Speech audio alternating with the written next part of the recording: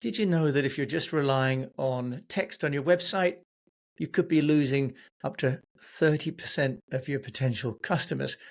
And it's not just about doing podcasts. If you've got long form content, articles, or blog posts, there's actually a way that you can have real time audio players embedded on your website. How do I know this?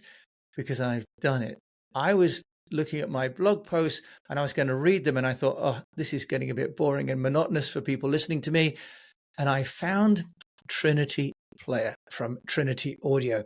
And we're very, very blessed because I followed the breadcrumbs back to the founder, Ron Jaworski, who's joining us today from Tel Aviv. Ron, welcome to the show. Thank you very much. I'm super glad to be here. Well, I think that what you're doing is amazing because you're enabling entrepreneurs like me to have real-time audio played out against text that we've written. So it's just liberating a lot of the content that most of us have already produced on our websites. You've got a free embeddable player, but also very, very low cost. So we're going to talk about Trinity Audio, the role that audio plays, and we're also going to deal with the thorny issue of AI and voice cloning. And as an entrepreneur based in Israel, we're also going to talk about how you've managed to get clients, which include many of the world's largest newspaper groups, which is actually how I first saw Trinity Audio. So, Ron, introduce us to you and then introduce Trinity Audio, if you wouldn't mind. So first of all, thank you very much for the kind words and everything. My name is Ron Jaworski. I'm married to Inbal. This is my wife's name, and I have 3 kids, a dog and a cat. And as you said, we live here in Tel Aviv. I'm the co-founder and the CEO of Trinity Audio. Prior to that, I had another company that was active in the ad tech space, which was called Meme Global, mainly focused on the video side of things. The Trinity Audio story, the fairy tale story, starts with a need. I was reading an article in the elevator, got into my car. It was 2017. And I thought to myself, it doesn't make sense that I don't have a simple solution where I can just press play and listen to the article. And this was the eureka moment of Trinity Audio. And this is how it started. I think like many other stories of many other companies where the founder had a problem that he wanted to fix and then understood that there are a lot of other people that might be interested in the same solution. Yeah, you're absolutely right. When was this then, Ron? When did you start the business? 2017 was this is when the event took place. We actually went live with our first publication in Q2 2018. At the beginning, we had a lot of drawing and thoughts about how we're going to do it, not only on the technical level, but also on the business level, because as I mentioned earlier, I come from ad tech. This is what I've done for years, advertising, publication, users or consumers of content. So we try to understand what would be the best manner to offer it. It was clear for us from the start that publication need to have this type of solution on the web page for everybody, basically everybody, not only publication, but publication was the obvious first use case for us. And by the way, the reason it's called Trinity is that we believe that within the World Wide Web and it's growing in the years, you need to have value within these vast ecosystems of website and content creators and advertisers and users and all of that. And we said that if you bring value for the 3 pillars of the internet as we see it, advertiser, publishers, and users, you check all the boxes, then you are valuable to the ecosystem, and then basically you can be a part of the ecosystem. So hence the holy trinity of the internet and Trinity Audio. So that's one thing. Of course, we have jokes from time to time that people said that a couple of Jewish guys decided to have a Catholic name for their startup, which is also good. I thought it was coming from the Matrix because the heroine is called Trinity. That's where I thought it came from. But you're right, Holy Trinity. And I can see, Ron, that you've got those organizations that are kind of text heavy. So you've got accounting firms, you've got newspapers and so on. Could you just explain for people that still maybe haven't quite visualized this, what's happening for the user, just to help us to understand? And then for those people that want to go to my YouTube, they can see also the screen share. That's at Jim A. James is the YouTube. Just explain, Ron, the user experience, if you can, please. So I think a few things.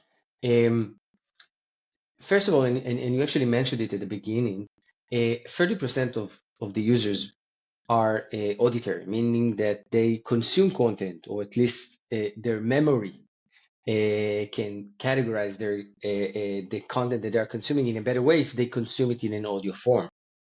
Just in general, there's somewhere between 40 to 50%, which is reading, 30% auditory, and then 20% that are both, either auditory or textual. So the first thing that we need to understand is that we are wired to consume audio, a lot of us. So that's the first thing. The second thing is that we are getting busier and busier. On one hand, we want to be more efficient or lazy. You can choose whatever word that you want. And audio definitely offers that. It's like, when your eyes are busy or you're just tired.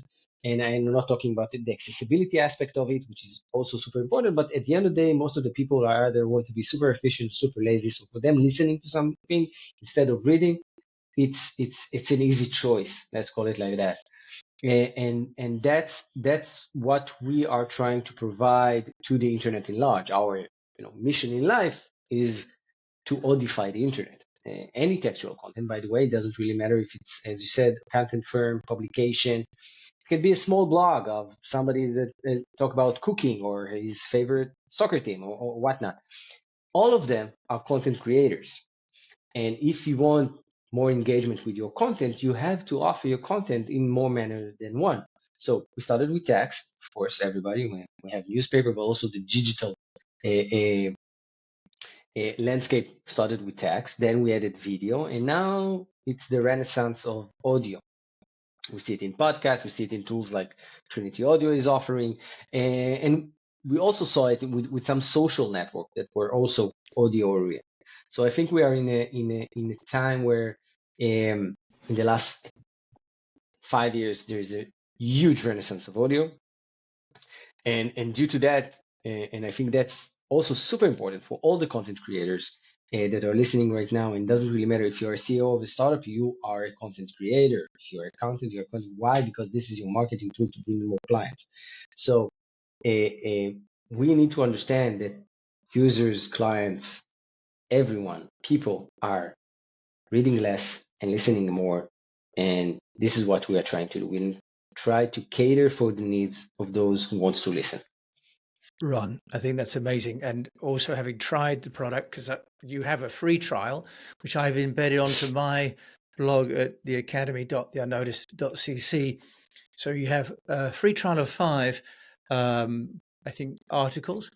So recommend everyone tries that. It's trinityaudio.ai. And what you do is you basically get yourself an account and you put in the URL where the article is appearing, if I'm not mistaken. And then you embed the player into your website, really easy, just with a little bit of an iframe. And then people can click to listen, in my case, to the article that I've written on my blog, or to listen to it, or to read it, or both. So what we're also doing is really helping those people that, as you say, maybe prefer Audible, but also there are those people that don't have the choice, right? For example, people that may be visually impaired, as we've got older and older generations, or those people selling products and services to people that have disabilities. Opening up the audio content is really liberating, Ron, as well, isn't it? 100%. 100%. So we've got a couple of things going on. One is that the reason I wanted Ron to come on is because for those of us that have got content on our websites, and as Ron said, really, we all have content on our websites now because inbound marketing is actually the solution to sort of winning the Google game. But if it's all text, no one's got the time, or they've got to be on their phone or on the desktop. But with Trinity Audio, what you can do is then make that content audible, quite literally, so people could open the website and listen when they're driving, as Ron was wanting to do, or traveling in some way on a plane and so on. So that's brilliant. Ron, in terms of the kind of scalability of Trinity Audio, if someone has got a lot of content on their website, and they maybe want to start to compile that in some way, at the risk of getting too geeky, just tell us what's the path, because I've just got like 5 players on 5 articles. If I wanted to then scale that across all of my content, how would I do that? So I just want to mention something that is related to what just said previously. I said, and I think it's important, people need to understand that audio stands for new time throughout the day, where you can consume content. And I think that's one of the magic about audio. So that's just a thought that I wanted to share. So in regard to your question, so first of all, of course, as we have 2 business models in Trinity Audio, one which is pure SaaS. In regard to scale, there is no issue. We are working. I can give you an example. Working with Fortune magazine that publish hundreds of different articles on a monthly basis. We are working with Wattpad, which is a website with millions of stories. So in regard to scale, we have no problem with scale. It's just a matter of deciding on the business model and then decide on the pricing. So as you can see, the pricing is quite straightforward. You have annually, you have monthly, like any other SaaS solution. You can choose based on the amount of articles that you are generating on a monthly basis. You can choose if you have several domains. Also, that's another thing that you can take under consideration. Of course, if you have a large archive of content, maybe you posting only 10 articles on a monthly basis, but you exist since 1990, so you have thousands of articles.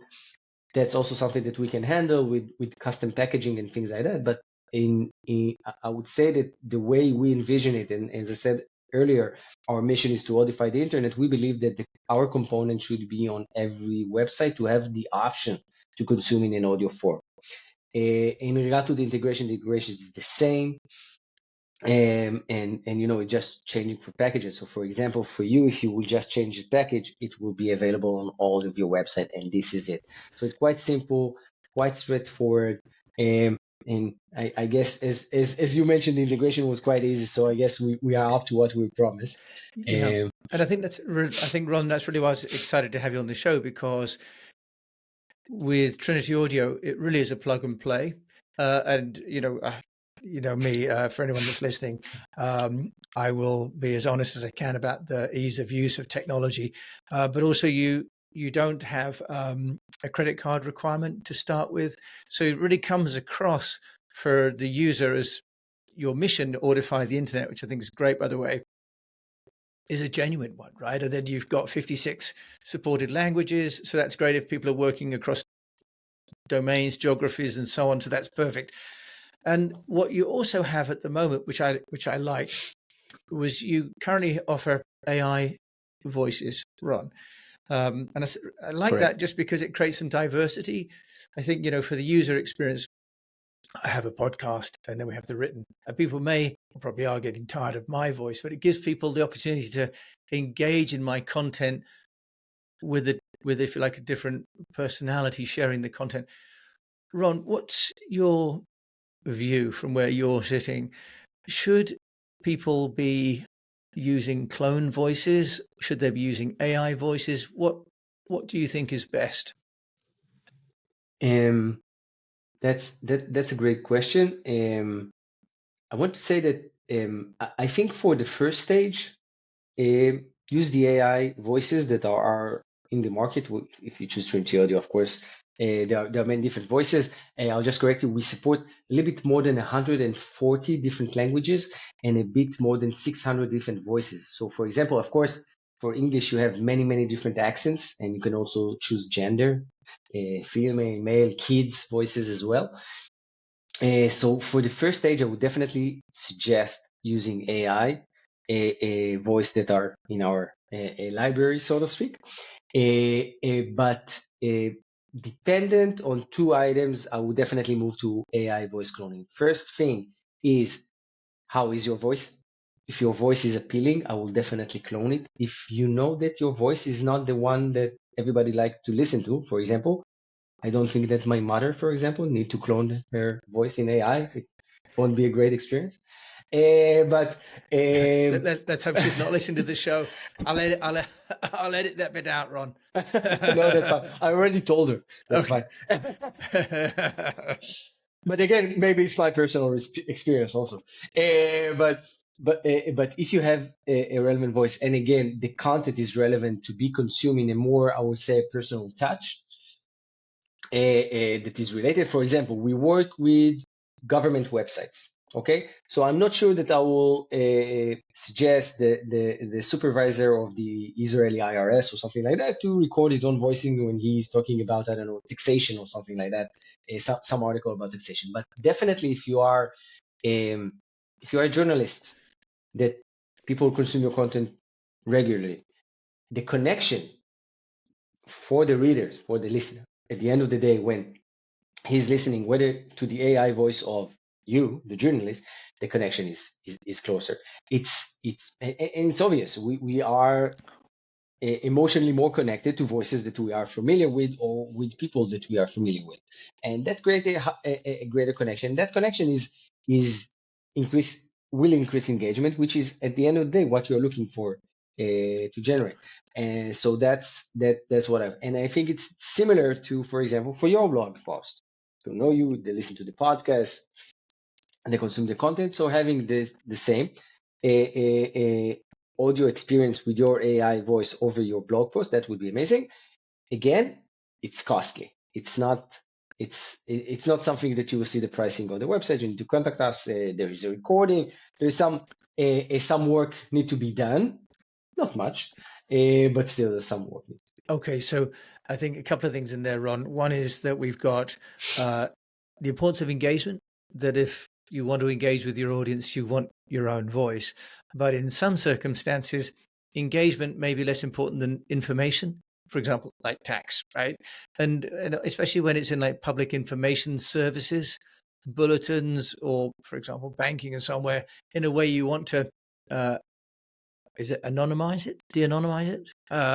You want to make it less sort of identifiable to one person and to be the organization speaking, at which point using the AI clone voice is more than adequate. And I think also what I found is that the voices that you've got on Trinity Audio, they're really nice. They're warm.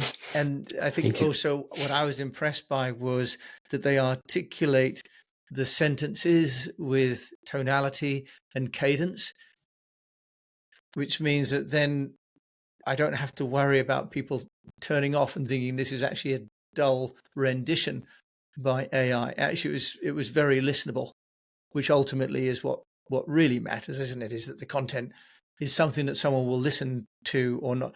And my young people, you know, I've got a 14 and a 16-year-old, they are so used to consuming content that's read to them with AI voices that I think for them now it's transparent, whether it's the individual or an AI. It's quite interesting. Music to my ears. Thank you. Yeah. Yeah. Should I say audio to my ears, maybe? Audio to your ears. Audio to your ears. So Ron Jaworski, the co-founder of Trinity Audio, you've built this amazing platform, which I say I've already integrated and I really like, which is why I wanted to have you on the show. Let's just also talk about you as an entrepreneur. That you've been building this company now for, I think you said 6 or 7 years. You've got literally thousands of clients, a relatively small team of 13 or so, 15. So you're managing to get that really nice leverage going on. How have you managed to build the brand of Trinity Audio, other than people like me sort of following following you, tracked you down from the article on Fortune actually, and followed the link to you and then to the website. But how are you getting noticed other than the kind of the sleuth podcaster? Um, so I think there are two main things that help grow Trinity Audio as a brand. We do the usual marketing stuff. We have our newsletter, we go on LinkedIn, and social in general. Let's call it like that. We go to conferences, but I think the main thing was the fact that we understood from the start that we need to educate people. And so every call, if it's a large client or small client, doesn't really matter for us. We'll take the call because we want the word to spread. Okay. Remember 2018 when we started it. I actually have a story. When I thought about the idea in 2017, I went to a publishing conference a few months later in Vail, Colorado, and I showed some publication an example of what I want to do. There was a player, was less slick than what we have now. And when you click on play, you listen to the article and things like that. And most of the people looked at me like the strange guy in the room and didn't understand. So I understood. It was obvious to me that this solution need to be on each and every website across the globe. And the way to do that is to start educate. So we start really to educate a lot of the brands, mainly publication, about why it's important, why people need to listen, why people enjoy listening, how it will help them with engagement, how it will help them with monetization. Actually, I didn't mention it earlier, but for publication, large publication, they have a lot of content, but also a lot of traffic. You can actually monetize the traffic, and the solution will be for free or for a small cost. And because we use ads, embed ads within the consuming of the content. So that's one thing that was super important for us. The second thing, which is related to the first one, is that we understood that actually the publication that's going to use us, that we are now educating for them, that's the best marketing dollars that we can invest. Because as you mentioned, you went to the website, you read, you listened, to the article, you enjoyed the experience, and below that there was the Powered by Trinity Audio, and said, I like what they are doing, I want to contact them. So I would say those are the two main items. Understand the target audience, and in our case we needed to educate them. So that was one of the mission that we set, and which is hard. Everybody told me, don't do it, education is a mess, it will take you longer than you ever expected. But we believe that this is the right solution, so we brought to the market, and then use those clients, those publications, those partners as basically our marketing budget, so to speak, saying, look, this is our solution, here we are. So hope that answering the question. Yeah. So education, as you say, and going to Vail, Colorado, there are worse places to experience rejection. I would say, to be honest, having been to Vail, I mean, there are where you could have been somewhere a lot less glamorous. So you pick your places to fail with some skill there, Ron. So you've managed to get your name on the player, and the genius there is that you've done that, right? That you've managed to retain your brand identity on those players, and that no one tried to remove the branding. And I think that's trying from time to time. Yeah, but I think we have to insist. But as an entrepreneur, to think of the fact that your client will be displaying your product. Lumen 5 does this as well. I had Michael Cheng on the show, and Lumen 5 enables you to add text, and you can create video from the text. It's very powerful. But they have as an end frame powered by Lumen 5, unless you pay to upgrade. So he has over 1 million subscribers, many of whom are promoting Lumen 5 because they make videos with an end frame. So this idea that you're giving value and that the consumers can see the value and come and find you is, I think, a really wonderful, wonderful method. Ron, if there's if you like, a mistake maybe, or a learning in the 8 or so years of building Trinity Audio, from a marketing perspective, what would that be? Um, I think that one of my mistakes was a little bit when I used a black or white strategy in regard to what works for marketing and what not. If you send a newsletter for 2-3 times and nobody replied, then it means it doesn't work. Or on the other way around, if you, I don't know, did some campaign on LinkedIn, which worked magnificently, then now it will work forever. So it's never the case. It's never the case. And we need to look at small improvements. I would say that, especially with marketing, it's small improvement. Try to understand where did you, is your SEO a bit better right now? Do you get a little bit more inbound? There are a bit more replies to your outbound attempts? You will, in most cases, you will never reach a solution that will, with snap of fingers, wow, amazing. I have thousands of clients on a daily basis. Everybody's paying. There's no issue with billing. So I think we need to look at small changes, especially in marketing, to drive our company forward. The idea of incremental change and incremental improvements is really a good one, because it's reassuring as well, isn't it, that you won't find one thing that makes the wholesale change, that it is the incremental moments. But I found, for example, like putting Trinity Audio into my blog posts, that for me was like a whole quantum growth. That's a whole new category of content consumption. So I think we can look for those moments like Trinity Audio being put onto a website that can take our content to the next level. So lots of incremental, but every now and again, sort of a quantum change is probably the term I'm looking for, Ron, which is what you're bringing to anyone with a lot of text on their website. Look, I think that you mentioned correctly, and I think that it's not only that. For example, due to the fact that you have audio, people will stay and listen. If they will stay and listen, in most cases, by the way, we see it a lot. We do a lot of it. We check the average time spent on site with SimilarWeb, and then we look at our system and see how long user stays. And in most cases, X3, X4, X5. So you are not only giving them the option, they are engaging more, they stay longer on the website. And that causes another effect, because if people are staying longer, Google likes that and it improves your SEO. By the way, they like rich media, which is audio is also rich media, so it does also improve. So there are all of those, and then if you play on that, you use another link, and you start to roll the ball. At the end of the day, you have a successful company, but never try to find any one solution that will solve everything. That's a 99.9% would be a failure.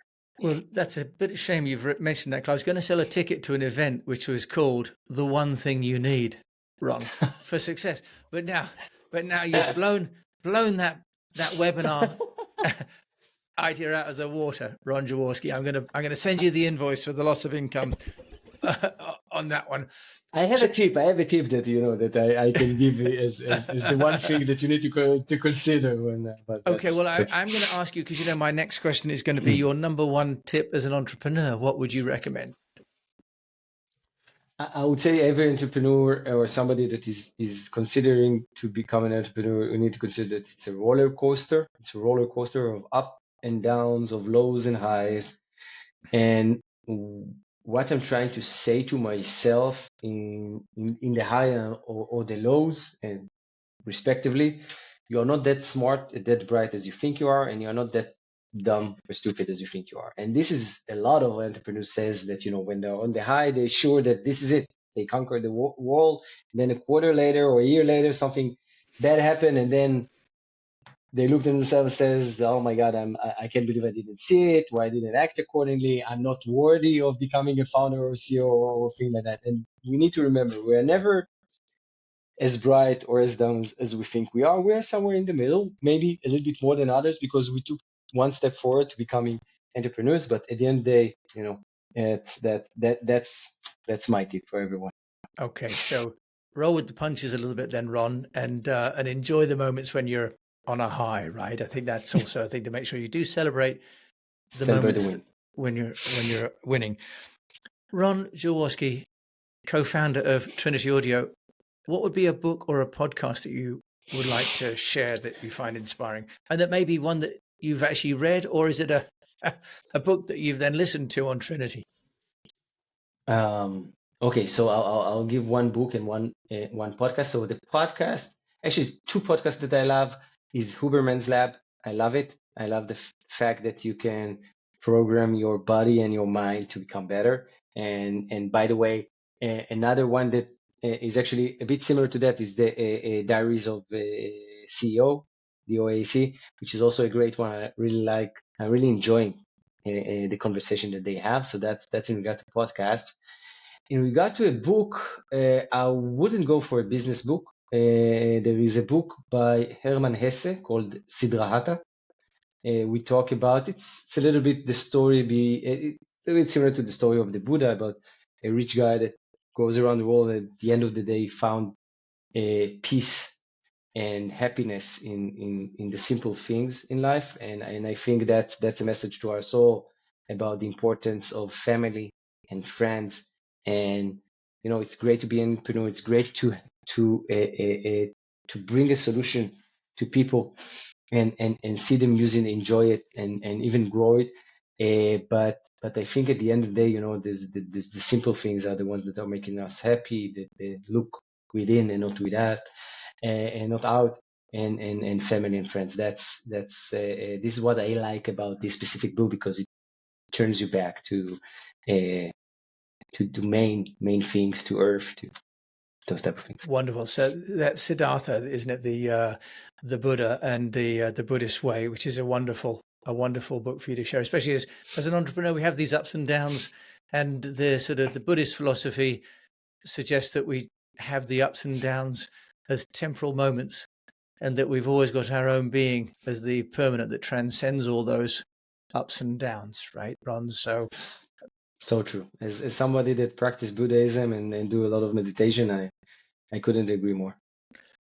If people want to agree with you or disagree with you, Ron, how can they find you? So I think the best way is LinkedIn, of course. Ron Jaworski at LinkedIn. I'm quite accessible through that platform. I think that's definitely the number one social. And of course, you can reach out to Ron at trinityaudio.ai. This is my email. So both manners are acceptable. And of course, if you are in Tel Aviv, we can meet for coffee. Everyone, there's great coffee in Tel Aviv. You live a bad life, Vail, Tel Aviv. I'm not feeling any sympathy for your down moments, Ron. Ron, thank you for joining me. Ron, it's a pleasure to meet the man that's helped create something that I've personally found so beneficial. Thank you for coming on the show today. Thank you very much for having me. I really enjoyed this conversation. Me too. So we've been listening to Ron Jaworski, who is the co-founder and CEO of a company called Trinity Audio. And that's as in the Holy Trinity, not the heroine from the Matrix. And you've been listening to me. And I think a couple of things. One is an innovation that gets spread through education is perhaps one of the key messages here. And also that rather smart leaving your logo on the product so that people can find it and find you when they've consumed it. And that would be a way of really getting organic, natural growth without any budget. And as you know, I'm a big fan of building a brand on a shoestring budget. So thank you for listening to me, Jim James, on this episode of The Unnoticed Entrepreneur. If you've enjoyed it, do please share it with a fellow unnoticed entrepreneur and leave a review if you can, because it really helps me to know what you think of the show. And until we meet again, I just encourage you to keep on communicating.